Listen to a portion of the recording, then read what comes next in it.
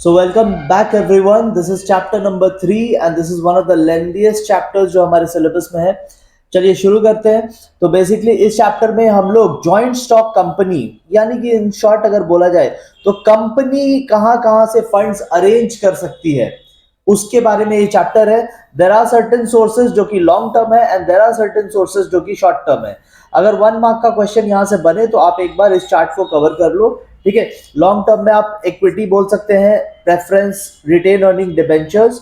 यहां पर आप लास्ट में जो हम लोग कुछ टॉपिक्स डिस्कस करेंगे जैसे कि factoring, inter corporate borrowings, installment credit, trade credit, इन सब के बारे में we will talk. Even public deposit के बारे में बात करेंगे. तो आप यहां से 2-3 नाम याद कर लो कि कौन से लॉन्ग टर्म होते हैं, कौन से शॉर्ट टर्म होते हैं.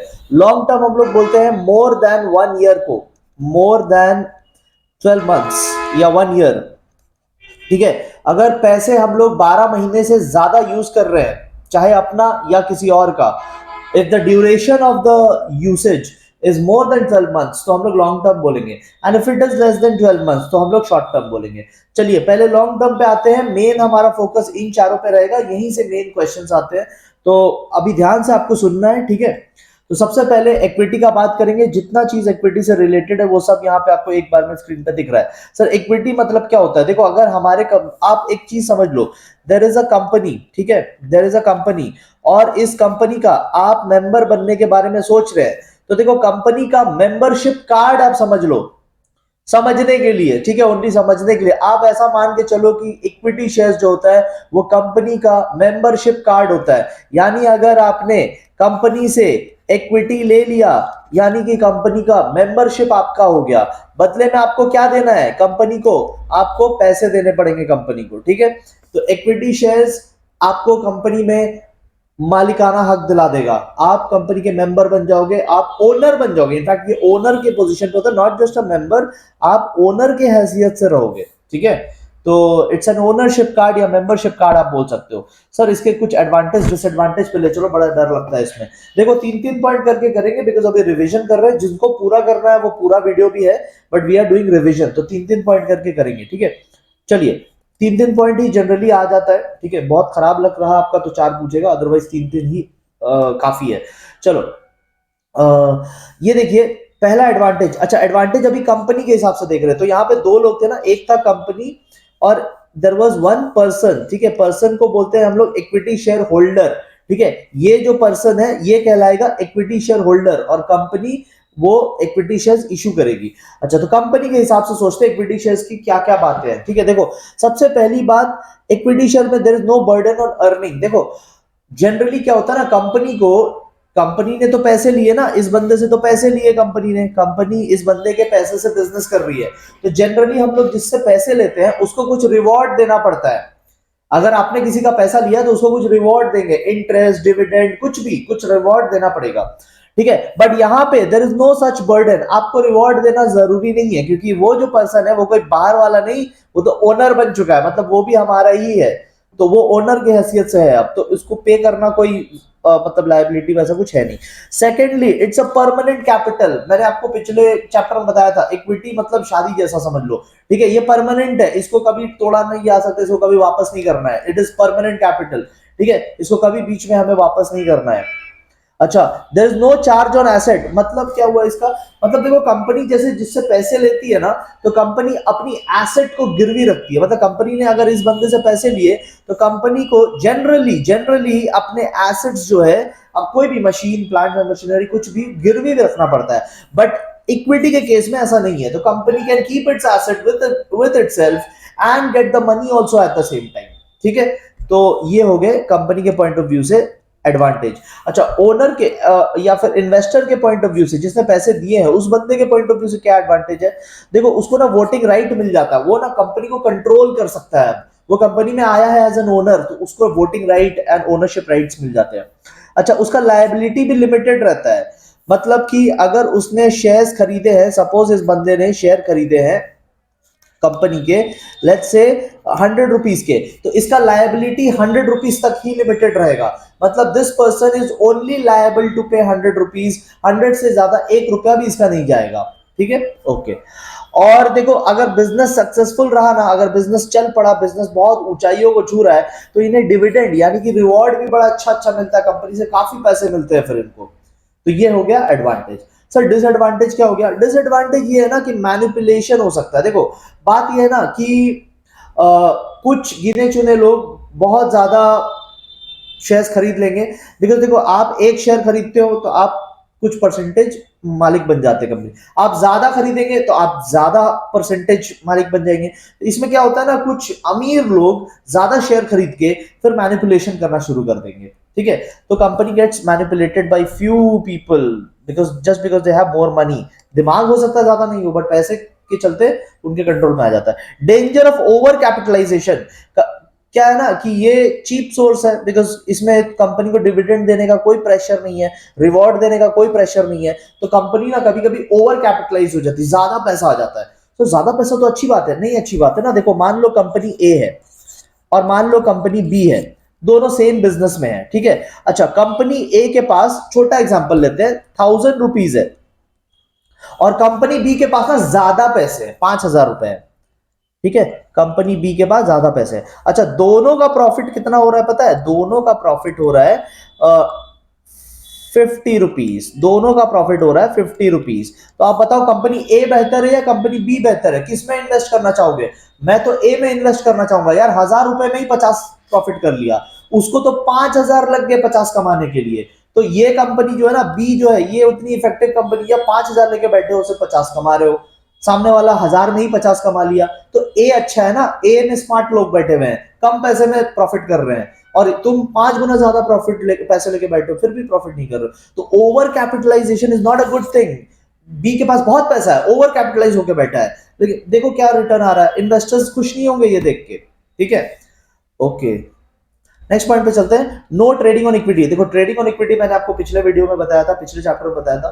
ट्रेडिंग ऑन इक्विटी का बहुत सिंपल सा मतलब होता है लोन के पैसों पे काम करना। लोन के पैसों पे काम करना, क्या ये लोन का पैसा है? नहीं, ये तो मालिक का पैसा है, जो पैसा ला रहा हो तो मालिक बन रहा है। तो इसका मतलब हम लोग किसी और के लोन के पैसे पे बिजनेस करके स्मार्टनेस नहीं दिखा पाएंगे। It is our own fund, it is not loan fund. Loan के पैसे से बिजनेस कर लेना is smartness, it is financial smartness, ठीक है। अच्छा sir disadvantage from investors point of view, देखो इन्वेस्टर को क्या नुकसान होगा ना, कुछ गिने चुने लोग कंट्रोल कर लेंगे पूरे कंपनी को, ठीक है। मतलब उनके पास ज्यादा पैसा था and they get opportunity to buy shares again and again, ठीक है। इस पे आएंगे, जब शेयर्स और इशू किए जाते हैं ना, तो पहले इन्हीं को ऑफर किए जाएंगे। जो एग्जिस्टिंग शेयर होल्डर्स है, अभी कंपनी नेक्स्ट टाइम जब शेयर देगी ना, तो पहले ऑफर एग्जिस्टिंग शेयर होल्डर्स को मिलेगा। तो एग्जिस्टिंग वालों के पास मौका बन जाता है ना और ज्यादा अक्यूमुलेशन करने का, और फिर वो अपनी दादागिरी चलाएंगे। हाई रिस्क है सर, हाई रिस्क कैसे है? देखो ना तो डिविडेंड मिलने का चांस है, ठीक है, कंपनी की मर्जी, हो सकता है डिविडेंड ना भी दे, और हो सकता है कंपनी जब बंद होगा ना, तो रिफंड के टाइम में हो सकता है हमें पैसे नहीं मिले। पैसे पहले किसको मिलते हैं पता है? प्रेफरेंस वालों को। प्रेफरेंस आएंगे उस पर, पहले पैसे प्रेफरेंस वालों को मिलते हैं। इक्विटी वालों को कोई गारंटी नहीं है, मिल सकता है बट बाद में मिलता है, कुछ बचा तो इस तरीके से रिस्की है। और देखो अनहेल्दी स्पेक्यूलेशन होता है, कुछ ऐसे मास्टरमाइंड होते हैं ना मार्केट में, जो शेयर्स की प्राइस को जानबूझ के मैनिपुलेट करते हैं, कभी बढ़ा देंगे कभी घटा। आप देखो मतलब कुछ अगर आपने वो स्कैम 1992 मूवी देखा होगा, वेब सीरीज देखा होगा, तो उसमें दिखाया था कि कैसे स्टॉक मार्केट में शेयर्स की प्राइस को फेक तरीके से बढ़ाया घटाया जाता है और आम इन्वेस्टर्स को फंसाया जाता है। तो ये सब इक्विटी में हो सकता है, ये सब डिबेंचर में पॉसिबल नहीं है, ये सब प्रेफरेंस में पॉसिबल नहीं है, ये सब कहीं और पॉसिबल नहीं है। ये जो फ्रॉड होती है ना, ये सब इक्विटी में पॉसिबल है। Next we come to preference share. Sir preference और इक्विटी में क्या डिफरेंस है? मेन डिफरेंस ये दोनों है, ठीक है, कि प्रेफरेंस वालों को डिविडेंड जो है ना वो फिक्स्ड मिलता ही मिलता है, ठीक है, इनको डिविडेंड मिलेगा, इनको रिवॉर्ड मिलेगा ही, और पहले मिलेगा। और जब कंपनी बंद होने को आएगी ना, when the company will be closing down, जिसको वाइंडिंग अप बोलते हैं, तो वाइंडिंग अप के टाइम में भी प्रेफरेंस वाले लाइन में पहले खड़े रहेंगे, इनको पहले पैसा वापस मिल जाता है। इक्विटी वाले लाइन में पीछे रहते हैं, उनको पैसा मिलने का कोई गारंटी नहीं रहता, ठीक है। अच्छा sir types of preference share करवा दो, चलो ठीक है। देखो क्यूमुलेटिव एंड नॉन क्यूमुलेटिव सबसे पहले आता है। देखो मान लो कंपनी को 1000 करोड़ का प्रॉफिट हुआ, कंपनी को 1000 करोड़ का प्रॉफिट हुआ। कंपनी क्या करेगी, सबसे पहले ये पैसे प्रेफरेंस वालों को बांटेगी। ठीक है, मान लो प्रेफरेंस वालों को 200 करोड़ रुपए बांट दिए। ठीक है, फिर ये पैसा सेकंड नंबर पे इक्विटी वालों को मिलता है। मान लो इक्विटी वालों को 300 करोड़ बांट दिए। देखो अभी भी तो सरप्लस बचा हुआ है ना, अभी भी तो रिमेनिंग 500 करोड़ बचे हुए हैं। तो ये 500 करोड़ किसका होगा, जनरली इक्विटी वालों का होता है। जनरली ये 500 करोड़ इक्विटी वालों का होता है। लेकिन अगर सॉरी सॉरी, मैं आपको पार्टिसिपेटिंग समझाने लगा, एक सेकेंड। कोई बात नहीं, मैं आपको पहले पार्टिसिपेटिंग समझा देता हूं। फिर अगर I am talking about participating right now. ठीक है, अगर आपका शेयर जो है ना वो पार्टिसिपेटिंग है, तो फिर प्रेफरेंस वाले भी इसमें आ जाएंगे पार्टिसिपेट करने। ये 500 करोड़ फिर कौन कौन शेयर करेगा, प्रेफरेंस वाले भी शेयर करेंगे अगर पार्टिसिपेटिंग है तो। लेकिन जनरली ये नॉन पार्टिसिपेटिंग होते हैं। अगर नॉन पार्टिसिपेटिंग है तो बस अपना 200 लो और निकलो। ठीक है, एक्स्ट्रा और कुछ नहीं मिलेगा। This is participating and non participating. ठीक है, पहले वाले पे आते हैं। सर ये क्यूमुलेटिव नॉन क्यूमुलेटिव क्या है, देखो बताते हैं। क्यूमुलेटिव नॉन क्यूमुलेटिव क्या है, मान लो देखो सपोज ईयर है 2020। ठीक है, फिर ईयर आएगा 2021, फिर ईयर आएगा 2022, राइट। तो अभी देखो प्रेफरेंस वालों को यहाँ पे 100 रुपीज मिलना था, मान लो छोटा एग्जांपल लेते हैं, 100 रुपीज मिलना था। ठीक है, लेकिन नहीं मिला। क्यों नहीं मिला, क्योंकि कोविड वाला साल था, बिजनेस अच्छा हुआ नहीं, पैसे बने नहीं, तो पैसे दे नहीं पाए। ठीक है, तो 100 रुपीज नहीं मिला।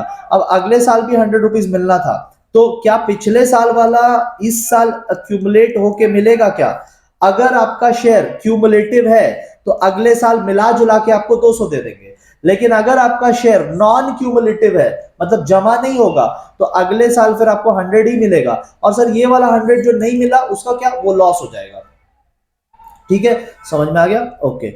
अब आते हैं कन्वर्टेबल एंड नॉन कन्वर्टेबल। देखो बहुत सालों तक अगर हम लोगों ने प्रेफरेंस शेयर रखा हुआ है, किसी और का पैसा रखा हुआ है, तो हम लोग कंपनी वाले लोग उनको ऑफर देंगे कि अपना जो शेयर है ना कन्वर्ट करा लो। किस में कन्वर्ट करा लो, प्रेफरेंस से आप इक्विटी में आ जाओ। ठीक है, तो मान लो 5 साल से प्रेफरेंस शेयर होल्डर कोई है, अब हम उसको ऑफर देते हैं कि यार तुम क्या पैसे लेके चले जाओगे, तुम एक काम करो ना, परमानेंट हो जाओ, इक्विटी वाले बन जाओ, ओनर बन जाओ कंपनी के। ठीक है, तो it's up to them, they can become an owner. ठीक है, इक्विटी शेयर होल्डर बनेगा तो उसको वोटिंग राइट मिल जाएंगे। ठीक है, और तरह तरह के जो इक्विटी वालों के एडवांटेजेस होते हैं वो सब मिल जाएंगे। ठीक है, तो अगर कन्वर्टेबल है, तो अगर कन्वर्टेबल प्रेफरेंस शेयर है तो वो कन्वर्ट हो सकता है इक्विटी में। लेकिन अगर नॉन कन्वर्टेबल है तो फिर ऐसा पॉसिबल नहीं है। ठीक है, ओके। अच्छा सर, रिडीमेबल इरिडीमेबल क्या होता है। रिडीमेबल होता है कि पैसे वापस हो जाएंगे एक फिक्स टाइम के बाद। इरिडीमेबल होता है जहां पे पैसे नहीं वापस होते। एक बार हमने पैसा ले लिया, अब पूरा जिंदगी आपको डिविडेंड देते रहेंगे, आप पूरा जिंदगी डिविडेंड कमाओ। ठीक है, कभी आपको अपना पैसा वापस नहीं मिलेगा। ठीक है, अच्छा सर, कंपनीज एक्ट 2013 क्या बोलता है, ये बोलता है कि इंडिया में 20 इयर्स से ज्यादा आप प्रेफरेंस नहीं रख सकते किसी का, मतलब किसी का प्रेफरेंस शेयर का पैसा 20 इयर्स से ज्यादा नहीं रख सकते। तो इंडिया में इरिडीमेबल हो सकता है क्या, नहीं हो सकता। ठीक है, कॉन्सेप्ट है बट इंडिया में नहीं हो सकता, अपना कंपनीज एक्ट अलाउ नहीं करता। अब आते हैं एडवांटेज डिसएडवांटेज में कंपनी के पॉइंट ऑफ व्यू से। देखो मार्केट में जो ऐसे लोग हैं जो ज्यादा रिस्क नहीं लेना चाहते, तो कंपनी उनको अट्रैक्ट कर सकती है। ऐसे लोग जो ज्यादा रिस्क नहीं लेना चाहते, रेगुलर इनकम कमाना चाहते हैं, तो company can attract those type of people. उसके बाद कंपनी के लिए एक और अच्छी चीज है कि प्रेफरेंस वालों से पैसा मिल जाता है और उनको वोटिंग राइट भी नहीं देना पड़ता, तो वो कंट्रोल भी नहीं कर पाएंगे कंपनी को। And then no charge on asset, कुछ गिरवी देने का भी जरूरत नहीं है, तो बस ऐसे ही पैसे मिल गए। इन्वेस्टर के पॉइंट ऑफ व्यू से क्या अच्छा है, देखो जिन लोगों को रेगुलर इनकम चाहिए, जो रिटायर्ड पर्सन होते हैं, ओल्ड पीपल होते हैं, उनको रेगुलर इनकम चाहिए, उनके लिए बहुत अच्छा है। ठीक है, एक और चीज बहुत अच्छी है कि प्रेफरेंस वालों को इक्विटी से पहले पैसे मिलते हैं। डिविडेंड हो या वाइंडिंग अप के टाइम में कैपिटल का रिटर्निंग हो, दोनों पहले मिल जाते हैं। ठीक है, प्रेफरेंस वालों को, ये देखो यहाँ पे बात हुई है वाइंडिंग अप की। ठीक है, और यहां पर बात हुई है रिडेम्पशन की। ठीक है, यहां पे बात हो रही है रिडेम्पशन की, कि इनको रिडेम्पशन तो होगा ही होगा। इंडिया में 20 इयर्स से ज्यादा नहीं रख सकते पैसा, मैक्सिमम 20 इयर्स। ठीक है, तो पैसा वापस मिलना एकदम श्योरिटी है। अच्छा, डिसएडवांटेज, कंपनी के पॉइंट ऑफ व्यू से क्या डिसएडवांटेज है। पहली बात तो कॉस्टली सोर्स है। ठीक है, ना तो टैक्स बेनिफिट मिलता है, और प्लस लीगल चार्जेस बहुत पे करने पड़ते हैं, इसके डॉक्यूमेंटेशन रेडी करने में बहुत खर्चा लगता है। परमानेंट बर्डन है, बिकॉज एक बार प्रेफरेंस वाला आ गया तो उसको रेगुलरली हमें डिविडेंड देते रहना पड़ता है, प्रॉफिट हो या ना हो डिविडेंड देना पड़ता है। ठीक है, लो अपीलिंग है। जो रिस्की इन्वेस्टर्स है ना मार्केट में, मेनली तो रिस्क वाले प्लेयर्स है, तो वो प्रेफरेंस को हाथ नहीं लगाते, वो लोग इक्विटी में ही खेलते हैं। अच्छा, इन्वेस्टर के पॉइंट ऑफ व्यू से क्या डिसएडवांटेज है? आपने पैसे भी दे दिए, आपको वोटिंग राइट भी नहीं मिला। ठीक है, कभी भी आपको बाहर का रास्ता दिखाया जा सकता है। जिस दिन कंपनी को लगा कि आपके पैसों की जरूरत नहीं है, वो आपका पैसा वापस करके आपको बाय बाय कर देंगे। ठीक है, बिकॉज ये परमानेंट कैपिटल नहीं है। And no capital appreciation, shares की दाम नहीं बढ़ते। जैसे इक्विटी शेयर्स अगर आज 100 रुपीज का है तो tomorrow it can go to 200। But preference shares जो होता है ना, ये अगर आज 100 रुपीज का है तो ये 50 साल बाद भी, हमारे यहाँ तो 20 साल से ज्यादा नहीं हो सकता, ये 50 साल बाद भी 100 का ही रहेगा, इसके वैल्यू चेंज नहीं होते। अब हम लोग कुछ छोटे छोटे टॉपिक्स यहाँ पे देखते हैं। सबसे पहले bonus share. What is bonus share? देखो, आपने शेयर होल्डर्स के पैसों से प्रॉफिट कमाया और बहुत प्रॉफिट जमा हो गया। जब बहुत प्रॉफिट जमा हो जाता है ना, किसके पैसे से? एग्जिस्टिंग शेयर होल्डर्स के पैसे से कमाए हैं, तो उन्हीं लोगों को एज अ रिवॉर्ड हम लोग फ्री में शेयर्स दे देते हैं। उसको बोलते हैं bonus shares. When we have lot of profit accumulated, हो गया, बहुत प्रॉफिट हो गया, किसके पैसे से? अभी वालों के, तो उनको फ्री में रिवॉर्ड देते हैं। फिर एक सेकंड आता है राइट इशू। राइट इशू क्या होता है? देखो, जब कंपनी फर्दर और शेयर्स लाती है ना मार्केट में, ठीक है, कंपनी को जब मर्जी होता है और शेयर्स ऑफर करने का, तो पहला राइट जो मिलता है ना, वो मिलता है एग्जिस्टिंग मेंबर्स को। पहला राइट जो मिलता है वो एग्जिस्टिंग मेंबर्स को मिलता है। सर, इसको क्या बोलते हैं? इसको बोलते हैं right of preemption. Right of preemption मतलब पहले बाहर वालों को ऑफर करने से पहले हमें ऑफर करोगे। ठीक है, मार्केट रेट से सस्ता में मिलता है। अगर मार्केट प्राइस अगर इस शेयर का 100 है ना, तो ऑफर प्राइस जो इन लोगों को मिलेगा वो काफी सस्ता मिलेगा, 70 रुपीज 60 रुपीज ऐसा में मिलेगा। 30 डेज का टाइम दिया जाता है कि 30 डेज में आप बता दो आपको लेना है कि नहीं। अगर लिया तो ठीक, नहीं लिया तो फिर डायरेक्टर्स डिसाइड करेंगे, बोर्ड ऑफ डायरेक्टर्स डिसाइड करेंगे कि आगे क्या करना है। मार्केट में ही जाएंगे वो लोग, but it's up to the board of directors. ठीक है सर, ईसॉप क्या होता है? Employee stock option plan. ये क्या होता है? देखो, ये होता है ना कि एम्प्लॉइज को अपने पास रखने के लिए, वरना भाग जाते हैं ना, तुरंत तुरंत जॉब चेंज कर लेते हैं, तो वो हमारे साथ बने रहे, इसके लिए एक प्लान लाया गया। ठीक है, ये स्टॉक ऑप्शन प्लान है, ये एक प्लान है। जो करंट एम्प्लॉइज है ना, उनको हम लोग बोलेंगे कि देखो, अगर तुम 25 साल तक हमारे यहाँ काम करोगे ना, 25 साल तक कहीं नहीं भागोगे, अगर हमारे यहाँ काम करोगे, तो हम तुम्हें 1000 शेयर देंगे, 1000 शेयर देंगे, 25 साल के बाद देंगे। 25 साल हमारे साथ रुक जाओ, हम तुम्हें अपनी कंपनी का 1000 शेयर देंगे। कितने में दोगे? सिर्फ 10 रुपीज में, ईच शेयर सिर्फ 10 रुपीज में। 25 साल बाद भले ही उस शेयर की एक्चुअल प्राइस 5000 रुपए हो, बट हम तुम्हें 5000 में नहीं, हम तुम्हें सिर्फ 10 रुपए में देंगे, लेकिन 25 साल काम करना पड़ेगा। ठीक है। अच्छा सर, एक और है ना, हाँ एक और है स्वेट इक्विटी शेयर्स। तो ये क्या होता है? ये होता है ना, जो हमारे यहाँ बहुत काबिल एम्प्लॉइज, बहुत काबिल डायरेक्टर्स जो होते हैं ना, बहुत इंटेलिजेंट लोग, उनको हम लोग रिवॉर्ड में देते हैं। सर, ये क्या होता है? ये डिस्काउंट में दिया जाता है। ठीक है, शेयर्स दिया जाता है इन लोगों को, ठीक है, एम्प्लॉइज को, डायरेक्टर्स को, एज अ रिवॉर्ड हम उनको शेयर्स देते हैं, मार्केट प्राइस से कम में देते हैं। For consideration other than cash, मतलब उनसे पैसे नहीं लेते। जनरली क्या है, कंपनी और यहाँ पे पर्सन, ठीक है, कंपनी देती है शेयर्स और बदले में लेती है पैसे। ठीक है, बट इन लोगों से ना पैसे नहीं लिए जाएंगे, पैसे नहीं लिए जाएंगे इन लोगों से। इनकी एक्सपर्टीज, इनकी नॉलेज, इनका जो ज्ञान है वो लिया जाएगा, पैसे नहीं लिए जाएंगे। शेयर्स ऐसे ही देंगे, बदले में पैसे नहीं, उनका ज्ञान, उनका एक्सपर्टीज, उनका जो नॉलेज है वो फायदा उठाया जाएगा। ठीक है, उनको अपना नो हाउ प्रोवाइड करना पड़ेगा, उनको अपना जो एक्सपर्टीज है वो प्रोवाइड करना पड़ेगा। ठीक है, तो ये था 4 टाइप्स ऑफ शेयर्स।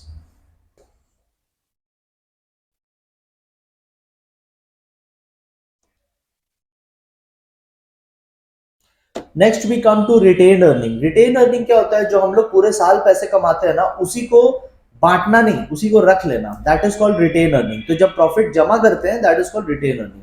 तो ये भी एक सोर्स ऑफ फाइनेंस है। इसकी जल्दी से हम लोग मेन पार्ट पे आते हैं कि what is the main merit from company and from share holders point of view.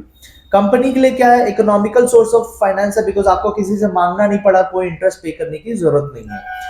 दूसरा, कोई चार्ज एसेट पे क्रिएट नहीं हुआ, मतलब कहीं कुछ गिरवी नहीं रखना पड़ा। ठीक है। एंड थर्ड है कि इसमें क्रेडिट वर्दीनेस बढ़ जाता है, कंपनी की जो है मार्केट में वैल्यू बढ़ जाती है। लोगों को लगता है कि यार ये कंपनी खुद का ही इतना पैसा है कि किसी से मांगने की जरूरत नहीं पड़ी, तो एक रेपुटेशन बढ़ता है। शेयर होल्डर्स के पॉइंट ऑफ व्यू से उनका जो इन्वेस्टमेंट है वो और सेफ हो जाता है। मैं एक ऐसे कंपनी में इन्वेस्ट करना चाहूंगा जिसके खुद के बहुत पैसे हो, ताकि कल को पैसा डूबने का कोई चांस ना हो। सेकंड, रेगुलर डिविडेंड मिलेगा, क्योंकि जो कंपनी खुद के इतने पैसे रखती है तो उसके बहुत ज्यादा खर्चे फिर होंगे नहीं, फिर वो अगले साल से डिविडेंड देना शुरू करेगी। ठीक है। And it will add to the profitability of the company, because जो कंपनी का अपना खुद का बहुत पैसा है तो उस पैसे को यूज करके वो फर्दर एक्सपेंशन करेगी, फर्दर प्रॉफिट बनाने के चांसेस बनेंगे। बट इस क्या ओनली गुड गुड थिंग्स है? नो, इसके कुछ डीमेरिट्स भी है। क्या डीमेरिट्स है? अगर ये पैसा अच्छे से यूज नहीं हुआ, वेस्टफुली यूज हुआ, तो दिक्कत है ना। बोर्ड ऑफ डायरेक्टर्स के हाथ में है ये पूरा का पूरा पैसा, मतलब लाखों जनता का पैसा सिर्फ 15 लोग संभाल रहे हैं, 15 डायरेक्टर्स होते हैं, तो अगर वो लोगों ने अच्छे से यूज नहीं किया तो ये एक डिसएडवांटेज है। दूसरा है कि इसमें से वो हो सकता है बोनस शेयर इशू कर दे। ठीक है, मतलब ज्यादा प्रॉफिट हो जाने से फिर बोनस शेयर इशू कर देते हैं, और बोनस शेयर इशू करने से ओवर कैपिटलाइजेशन हो जाता है। आपको मैंने शुरू में बताया ओवर कैपिटलाइजेशन होने से क्या प्रॉब्लम है। जो कंपनी ए और कंपनी बी का मैंने कंपैरिजन बताया था, ओवर कैपिटलाइजेशन होने से company does not looks attractive to the investors and dissatisfied हो जाएंगे शेयर होल्डर। क्यों? क्योंकि आप डिविडेंड दे नहीं रहे, अभी बाद में दोगे, अभी नहीं दे रहे हैं ना, अभी नहीं दे रहे हैं, अभी आप पैसा जमा करके रखिए, वही पैसा आप बांट देते तो शेयर होल्डर्स खुश हो जाता। ठीक है, तो ये था रिटेन अर्निंग। चलिए अब डिबेंचर्स पे आते हैं। डिबेंचर क्या होगा? देखो, आपके लिए यहाँ एक डायग्राम बना हुआ है। एक कंपनी है और इस कंपनी ने पैसे लिए पब्लिक से, और पब्लिक को बदले में एक सर्टिफिकेट दिया, इसी सर्टिफिकेट को बोलते हैं डिबेंचर। ठीक है, तो डिबेंचर इज बेसिकली एक टाइप का लोन, पब्लिक से आप लोन लेते हैं और पब्लिक को एक सर्टिफिकेट पकड़ा देते हैं। ठीक है, डिबेंचर के बारे में कुछ बात देख लेते हैं। It is a borrowed fund. तो अब हम लोग शेयर से हटके अब हम लोग बोरोड फंड पे आ गए हैं। ठीक है, इसमें फिक्स रेट से आपको इंटरेस्ट देना पड़ता है। शेयर्स पे होता है डिविडेंड, बाकी सब पे होता है इंटरेस्ट। तो यहाँ पे आपको इंटरेस्ट पे करना पड़ेगा जिससे भी आपने पैसे लिए हैं, इररिस्पेक्टिव आपको प्रॉफिट हो या ना हो, इंटरेस्ट तो देना ही पड़ेगा। ठीक है, कोई वोटिंग राइट नहीं मिलता, क्योंकि यहाँ पे अब लोन लिया जा रहा है तो कोई ओनर नहीं आएगा। ठीक है, एंड जनरली यहाँ पे मॉर्गेज होता है, यहाँ पे आपको कभी कभी गिरवी रखना पड़ता है अपने एसेट्स को। ठीक है, तो ये हो गया आपका features. Now we will see types of debentures. तो पहला आता है naked debenture and mortgage debenture. पैसे लेने टाइम आपको एसेट गिरवी रखने पड़ते हैं। अगर एसेट गिरवी रखा है तो हम लोग बोलेंगे मॉर्गेज डिबेंचर है। अगर एसेट गिरवी नहीं रखा है तो फिर हम लोग उसे नेकेड डिबेंचर कहते हैं। ठीक है, रिडीमेबल एंड इरिडीमेबल डिबेंचर। अगर आप एक फिक्स टाइम के बाद वापस कर दोगे डिबेंचर तो उसे हम कहते हैं रीडीमेबल डिबेंचर। लेकिन अगर आप लाइफ टाइम के लिए पैसे ले रहे हो, पूरा जिंदगी आप इंटरेस्ट पेमेंट करेंगे, तो उसे हम कहते हैं इरिडीमेबल। ये कभी वापस नहीं होगा, इसका खाली इंटरेस्ट पेमेंट होता रहेगा। Bearer debenture and registered debenture, इसको बहुत डिटेल में मैंने रिवीजन वीडियो में कवर किया है, ये आप वहां से कवर कर लेना। जो 2014 से 2020 का जो क्वेश्चंस मैंने डिस्कस किया है उस वीडियो में बहुत डिटेल में है। ठीक है, अच्छा, convertible and non convertible debenture. जैसे convertible and non convertible preference share था, वैसे ही है ये। अगर डिबेंचर को एट अ लेटर पॉइंट हम लोग इक्विटी में कन्वर्ट कर सकते हैं तो उसे कहेंगे कन्वर्टेबल डिबेंचर। और अगर डिबेंचर को at a later point equity में नहीं कन्वर्ट कर सकते, ऐसा अग्रीमेंट में लिखा हुआ है, तो फिर उसे नॉन कन्वर्टेबल डिबेंचर कहेंगे। आइए हम लोग कुछ मेरिट्स एंड डीमेरिट्स देख लेते हैं। तो सबसे पहले एडवांटेज डिबेंचर होल्डर के पॉइंट ऑफ व्यू से, तो यहाँ पे पर्सन के पॉइंट ऑफ व्यू से देख रहे हैं, फिर कंपनी के पॉइंट ऑफ व्यू से देखेंगे। तो जो कॉशियस इन्वेस्टर्स है उनके लिए बहुत अच्छा है, जिनको रेगुलर इनकम चाहिए उनके लिए बहुत अच्छा है, क्योंकि हर फिक्स टाइम के बाद इंटरेस्ट मिलता रहेगा। रेगुलर रिटर्न मिलेगा एट अ फिक्स्ड रेट, तो रेट भी चेंज नहीं होगा। 10% तो एवरी टाइम 10%। ठीक है, तो कभी ऊंच नीच कुछ नहीं होने वाला। एंड सेफ इन्वेस्टमेंट है, बिकॉज मोर और लेस एवरी टाइम हम लोग मॉर्गेज कर लेते हैं, एसेट उनका गिरवी रख लेते हैं कंपनी का। ठीक है, तो कंपनी ने अगर हमें इंटरेस्ट नहीं दिया तो हम कंपनी का एसेट बेच के पैसा ले लेंगे, तो सेफ्टी ज्यादा है। कंपनी के पॉइंट ऑफ व्यू से इकोनॉमिकल सोर्स है। ठीक है, इसमें जो खर्चा लगता है ब्रोकरेज वगैरह वो थोड़ा कम लगता है। ठीक है, फ्रीडम ऑफ मैनेजमेंट है, किसी को वोटिंग राइट देने की जरूरत नहीं, किसी को कंट्रोल देने की जरूरत नहीं, पैसा भी आ गया और मैनेजमेंट भी आपके हाथ में रहा। ट्रेडिंग ऑन इक्विटी यहाँ पे कर सकते हैं। ट्रेडिंग ऑन इक्विटी का क्या मतलब था? बोरोड मनी से बिजनेस करना। तो ये बोरोड मनी तो है, ये फाइनेंशियल स्मार्टनेस दिखाने का तो टाइम है। ठीक है। डिसएडवांटेज पे आते हैं, तो disadvantage let's see from company's point of view first and then हम लोग डिवेंचर होल्डर के पॉइंट ऑफ व्यू से बात करेंगे। तो कंपनी के लिए क्या है, परमानेंट बर्डन हो जाता है यार, इंटरेस्ट उनको फिक्स टाइम पे देते रहो, चाहे आपको प्रॉफिट हो या नहीं हो, कहीं से भी लाओ वो आपका हेडेक है, पैसे तो देते रहने पड़ेंगे। ठीक है। रिडक्शन इन क्रेडिट स्टैंडिंग, जो कंपनी बहुत ज्यादा डिबेंचर से पैसा उठा लेती है तो फिर उसकी क्रेडिट वर्दीनेस कम हो जाती है। अब उसे बैंक लोन नहीं देगा, क्योंकि बैंक बोलेगा पहले से तो तुमने इतना सारा डिबेंचर उठा रखा है, ठीक है, पहले से तुम उतना इंटरेस्ट भर रहे हो, हमें फिर कैसे इंटरेस्ट दोगे। तो ऐसे कंपनी की क्रेडिट वर्दीनेस कम हो जाती है। एंड एसेट भी गिरवी रखा जाता है, तो एसेट भी एक टाइप का रिस्क में चला जाता है। ठीक है। डिबेंचर होल्डर के पॉइंट ऑफ व्यू से क्या डिसएडवांटेज है, पैसे चले गए बट वोटिंग राइट कुछ मिला नहीं। ठीक है। और डिबेंचर का प्राइस बहुत हाई होता है, एक एक डिबेंचर का ना, शेयर्स का, जैसे शेयर्स आपको हो सकता है 10 रुपीज में भी मिल जाए, डिबेंचर काफी हाई प्राइस का होता है। ठीक है। अनअट्रैक्टिव होता है ऐसे लोगों के लिए जो रिस्क लेना चाहते हैं, ठीक है, जिनको हाई रिटर्न चाहिए, जिनको हाई रिटर्न चाहिए उनके लिए मतलब प्रॉब्लम है। जैसे शेयर्स में क्या है ना, आप 100% रिटर्न पा सकते हैं, बट डिवेंचर में क्या है, 6 से 8% मैक्सिमम रहता है। तो आप डिफरेंस देख सकते हैं, जिसको 100% का गेम खेलना है वो इसमें क्यों रहेगा। ठीक है।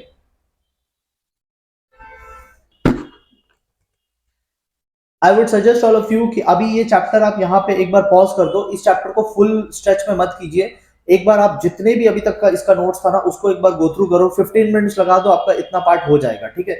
अगर आप आगे चले जाते हैं तो इतना पार्ट आपका करना वेस्ट हो जाएगा। Please don't waste your effort, आपने यहाँ तक वीडियो देखने का एफर्ट दिया है, सुनने का समझने का एफर्ट दिया है, अब आप उसको लर्न कर लो एक बार, then only go ahead. Otherwise अगर आप सीधा आगे जाते हैं तो ये पार्ट आपका खत्म हो जाएगा। ठीक है। Now we are moving to the last, towards the last part of the chapter. सबसे पहले यहाँ पे लोन फ्रॉम कमर्शियल बैंक्स कर लेते हैं। कमर्शियल बैंक्स क्या होता है, आरबीआई को छोड़ के बाकी जितने भी बैंक्स है, एसबीआई, एक्सिस, आईसीआईसीआई बैंक, सारे के सारे कमर्शियल बैंक्स है। कमर्शियल बैंक्स बैंकिंग के बिजनेस में होते हैं।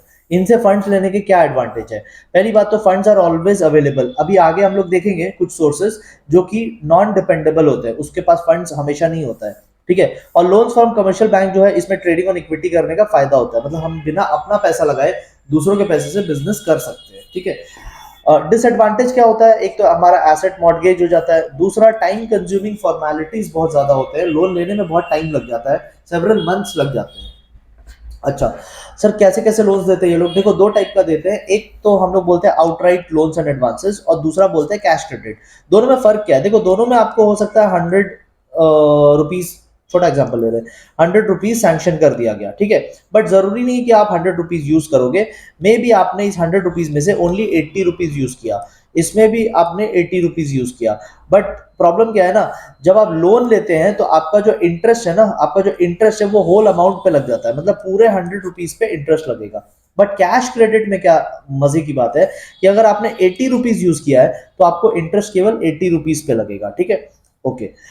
सर ये क्या है बैंक ओवरड्राफ्ट, बैंक ओवरड्राफ्ट का मतलब होता है जितना आपका बैंक बैलेंस है उससे ज्यादा आप विड्रॉ कर सकते हैं। लाइक आपका अगर बैंक में एक दूसरा एग्जांपल लेते हैं, मान लो आपके बैंक में 10,000 रुपीज है, तो आप 10,000 के बजाय आप 12,000 रुपीज विड्रॉ कर सकते हैं। सर मतलब 2,000 एक्स्ट्रा, यस 2,000 एक्स्ट्रा आप विड्रॉ कर सकते हैं। ये जो 2,000 एक्स्ट्रा ये कहां से आया, ये बैंक ने आपको दिया, तो एक टाइप का ये भी लोन हो गया, ये आपको वापस करना है, इंटरेस्ट या चार्जेस के साथ वापस करना है। ठीक है। ओके। ये हो गया overdraft. And sir last type का क्या होता है, वो होता है discounting of bills of exchange. ठीक है। Discounting of bills of exchange, तो आपके पास बिल्स ऑफ एक्सचेंज है, सपोज आपके पास 1,000 रुपीज का बिल है, तो ये 1,000 रुपीज का बिल है, आपको इमीडिएटली पैसा चाहिए, तो आप क्या कर सकते हैं, ये पैसा लेकर आप बैंक जा सकते हैं, ये बिल को लेकर आप बैंक जा सकते हैं, बैंक आपको इसके बदले पैसा दे देगा। क्या सर पूरा 1,000 देता है, नहीं पूरा नहीं देता, ये हो सकता है आपको 900 रुपीज दे, वो 100 रुपए जो है वो बैंक अपना डिस्काउंटिंग चार्ज काट लेगा। तो आपके पास जो बिल था वो आपको इमीडिएटली पैसा नहीं मिलने वाला था, तो अगर आपको इमीडिएटली पैसा चाहिए आप बैंक के पास जाइए, बैंक आपको पैसा दे देगा कुछ चार्जेस काट के, दिस इज कॉल्ड डिस्काउंटिंग। तो बैंक आपको इन 4 तरीकों से पैसे देता है।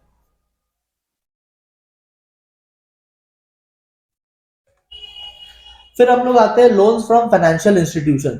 सर ये क्या होता है, कुछ गवर्नमेंट एजेंसी से, गवर्नमेंट ने बहुत सारे फाइनेंशियल इंस्टीट्यूशन सेटअप किया है न्यू बिजनेस के लिए, खास करके न्यू बिजनेस के लिए, जो जो नए बिजनेसेस होते हैं ना, तो उनको पैसा चाहिए होता है, एंड उनको पैसा बहुत लोग देना नहीं चाहते क्योंकि न्यू बिजनेस है। तो ऐसे बिजनेसेस को फाइनेंशियल इंस्टीट्यूशन से पैसे मिल सकते हैं। Sir example of financial institution जैसे आईसीआईसीआई हो गया, तो ये सब एग्जांपल हो गया फाइनेंशियल इंस्टीट्यूशन का। कोई भी नया बिजनेस है तो या किसी को एक्सपेंशन करने के लिए पैसा चाहिए तो इनके पास जाकर ले सकता है। सर इनके पास जाने से क्या एडवांटेज मिलेगा? एडवांटेज ये मिलेगा कि आपको अंडर राइटिंग फैसिलिटी भी देते हैं लोन के साथ साथ, मतलब आपका शेयर बिकवाने में भी हेल्प करेंगे ये लोग। ठीक है। दूसरा दूसरा है कि ट्रेडिंग ऑन इक्विटी, बिकॉज आप लोन के पैसे पे बिजनेस कर रहे हैं तो फाइनेंशियल स्मार्टनेस दिखाने का टाइम है। अपना पैसा रखो, दूसरों के पैसे से बिजनेस कर लो। ठीक है। अच्छा, तीसरा तीसरा है कि न्यू कंपनीज को तो कोई मार्केट में भाव देता नहीं है, तो इनके पास भाव मिल जाएगा, इनके पास लोन मिल जाएगा, तो दिस इज अनदर एडवांटेज। और एक आप बोल सकते हो कि रेट ऑफ इंटरेस्ट जो है काफी कन्वीनियंट एंड इकोनॉमिकल है, तो मतलब जस्टिफाइड रहता है, बहुत ज्यादा हाई चार्ज नहीं करते हैं। सर तो ये तो बहुत अच्छी चीज हुई। इनका कोई डिसएडवांटेज भी होता है क्या? हाँ, डिसएडवांटेज होता है ना। इनका डिसएडवांटेज होता है कि बहुत ज्यादा फॉर्मेलिटीज होते हैं, बहुत ज्यादा डॉक्यूमेंट्स मांगते हैं, एकदम हाल खराब कर देंगे आपका। ठीक है। इनकी जो टर्म्स एंड कंडीशन है ना, ये बहुत लोग फुलफिल नहीं कर पाते हैं, इसलिए बहुत लोगों को लोन मिल ही नहीं पाता इनसे। और एक बात है कि ये लोन के साथ साथ कभी कभी आपको बिजनेस कैसे करना है उसमें भी घुस जाते हैं, मतलब आपके मैनेजमेंट में भी इंटरफेरेंस करेंगे। आपकी जो फ्रीडम है ना, आपकी जो फ्रीडम है, आपकी जो ऑटोनॉमी है, उसको भी थोड़ा थोड़ा इंपैक्ट करते हैं। ये पैसे देने के साथ साथ आपको ज्ञान भी देने लगते हैं कि पैसा दे रहे हैं तो आपको कैसे यूज करना वो भी बताएंगे। अच्छा, नेक्स्ट पार्ट पे चलते हैं हम लोग, पब्लिक डिपॉजिट। पब्लिक डिपॉजिट मतलब पब्लिक से पैसे लेना। पब्लिक में कौन कौन आ सकता है? एम्प्लॉइज आ सकते हैं, हमारे शेयर होल्डर्स आ सकते हैं, कोई भी पब्लिक आ सकता है। ठीक है। ये तरीका तब डेवलप हुआ था जब बैंक्स उतने ज्यादा इंडिया में थे नहीं, तो पब्लिक से पैसा लिया जाता था। तो instead of the banks we take money from the public. It can be our employees also, it can be share holder, it can be any public. ठीक है। इससे इनसे पैसे लेने का क्या एडवांटेज है? एक तो इकोनॉमिकल है, बहुत ज्यादा हाई इंटरेस्ट चार्ज नहीं होता है। ठीक है। लोअर इंटरेस्ट चार्ज होता है, ये फायदा है। दूसरा सिंपल प्रोसेस है, बैंक में जाओगे बहुत ज्यादा फॉर्मेलिटीज है। ट्रेडिंग ऑन इक्विटी होता है, मतलब दूसरों के पैसों से बिजनेस कर लिया आपने, अपना पैसा सेफ रखा, और कोई एसेट आपको गिरवी रखने की जरूरत नहीं होती है इसमें। ठीक है। डिसएडवांटेज क्या है? अनरिलायबल है। पब्लिक यार हर टाइम आपको हो सकता है पैसे ना दे। पब्लिक अच्छे टाइम में तो देती है, बट जो रिसेशन का पीरियड आता है, जो टफ टाइम्स आता है, उसमें लोग पैसा निकालते नहीं है, तब आपको बैंक ही जाना पड़ेगा। इन्वेस्टर्स के लिए थोड़ा रिस्की है क्योंकि आपने तो एसेट कोई गिरवी लिया नहीं, तो कल को अगर कुछ डिसएडवांटेजेस हो जाता है ना, तो आपको मतलब आप एसेट बेच के फिर रिकवर कर नहीं पाएंगे। एंड ये न्यू वालों के लिए है नहीं, ये केवल बड़े बिजनेस के लिए है, जिनका मार्केट में 15-20 ईयर्स से एग्जिस्टेंस है, ट्रस्ट बन गया है, तो उनके लिए है, हर किसी के लिए नहीं है। लास्ट पार्ट पे चलते हैं हम लोग, ट्रेड क्रेडिट। ये मैंने रिवीजन वीडियो में समझाया है। ठीक है। जो 2014 से 2020 का जो वीडियो है उसमें मैंने इसको समझाया है, तो अभी एक एक चीज को दो दो बार करके टाइम नहीं वेस्ट करना। आप जब वो वीडियो देखेंगे तो ऑटोमेटिकली ये पार्ट हो जाएगा। ठीक है। I am directly moving to instalment credit. Sir ये क्या होता है? ये ऐसा चीज है कि अगर आप एक मशीन खरीद रहे हैं, अगर आप एक मशीन खरीद रहे हो, मशीन की कीमत है 1 करोड़, तो क्या आप 1 करोड़ एक बार में पेमेंट कर देंगे? नहीं, ऐसा नहीं होता। बिजनेस वाले क्या करते हैं? इंस्टॉलमेंट में पैसा पे करते हैं, मतलब पार्ट पार्ट में पैसा पे करते हैं। जैसे फर्स्ट ईयर हम लोग 20 लाख पे करेंगे, देन हम लोग नेक्स्ट ईयर 20 लाख पे करेंगे, then next year 20, then next year 20 and then next year 20। तो 5 सालों में हम धीरे धीरे करके पैसा पे करेंगे, इसको बोलते हैं इंस्टॉलमेंट क्रेडिट। तो मशीन कितने का था? मशीन था 1 करोड़ का, तो वो पूरा 1 करोड़ का मशीन ले लिया आपने, लेकिन पैसे धीरे धीरे करके वापस कर रहे हो, तो एक टाइप का लोन ही तो हो गया ना। सामने वाले से आपने पूरा ले लिया और धीरे धीरे करके वापस कर रहे हैं। This is a type of loan only. ठीक है। फैक्टरिंग, अगेन इसको रिवीजन वीडियो में मैंने बहुत डिटेल में समझाया है। अगर यहाँ पे फिर से बोलेंगे फिर वहां पे भी बोलेंगे, एक ही चीज को दो दो बार बोल के टाइम वेस्ट होगा। तो factoring I have already explain in the revision video. आप प्लीज वो जो क्वेश्चन वाला वीडियो है ना 2014 से 2020, उसको जरूर देखिए, उसमें बहुत डिटेल में समझाया हुआ है। नेक्स्ट आता है कस्टमर एडवांसेस। ये जैसे कार की बुकिंग में होती है, या फ्लैट की बुकिंग में, जब हम लोग फ्लैट खरीदते हैं, कहीं घर खरीदते हैं, तो उसमें होती है, या कोई भी चीज में जब कस्टमर से प्रोडक्ट देने से पहले ही आप पैसा ले लेते हैं। आप कंपनी वाले प्री बुकिंग चार्जेस ले लेते हैं। ठीक है, कि पहले से बुक कर लो, अभी प्रोडक्ट दिया भी नहीं है, पैसे ले लिए, तो ये भी तो एक टाइप का लोन है ना, बिकॉज सामने वाले को तो आपने कुछ दिया नहीं और उनका पैसा भी लेके बैठे हो, तो उनका पैसा आप यूज कर रहे हैं, that's a type of loan. बाद में आप उनको प्रोडक्ट देंगे तो बात बराबर होगी। एंड लास्ट आता है इंटर कॉर्पोरेट डिपॉजिट। वैसे तो ये भी रिवीजन वीडियोस में कवर्ड है। इंटर कॉर्पोरेट डिपॉजिट क्या है? इंटर कॉर्पोरेट डिपॉजिट मतलब जब दो कंपनीज आपस में एक दूसरे को लोन देती है, एक दूसरे को नहीं, मतलब one company will give loan to another. ठीक है, ये कम इंटरेस्ट में भी हो जाएगा या फिर नो इंटरेस्ट में भी हो जाएगा, फॉर्मेलिटीज भी कम होती है, बैंक जाने का कोई झमेला नहीं, ठीक है, कंपनीज के आपसी टर्म्स में ये डिपेंड करता है, ठीक है। So with this chapter number 3 is over. आप प्लीज सारे नोट्स को पहले पढ़ना before going to the next chapter, before watching any video further.